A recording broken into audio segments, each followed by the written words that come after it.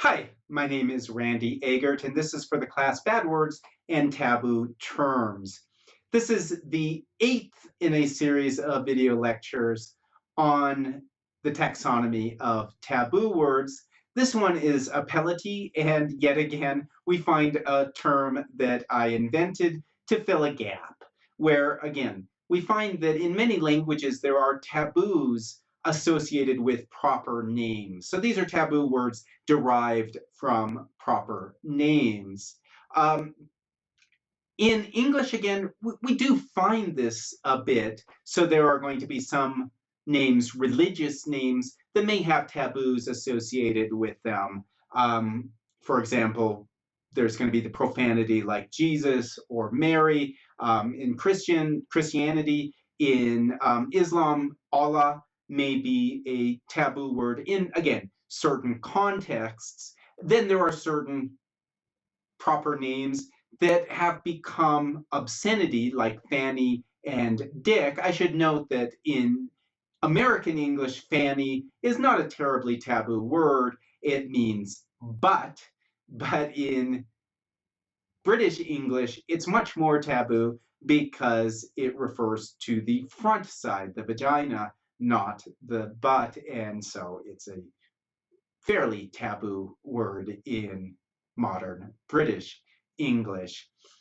But in English, we don't, again, find that this is a terribly productive class of taboo words. In other languages, it's much stronger.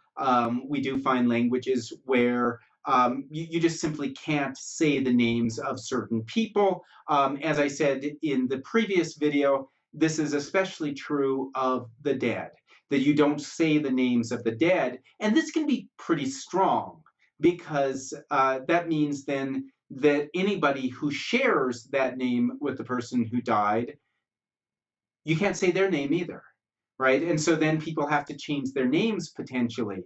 Or the fact that names, like in English, may also have common nouns associated with them. So for example, if your mother were named Rose and she died, then you couldn't refer to the flower any longer as a rose, and you would have to find a new way of referring to it. You might say, the pink flower or the good smelling flower. You would find a way of avoiding it. And that actually is true today in many languages. When somebody dies, then their name and anything that sounds like their name becomes tabooed, and that means that the language has to change fairly rapidly because of that.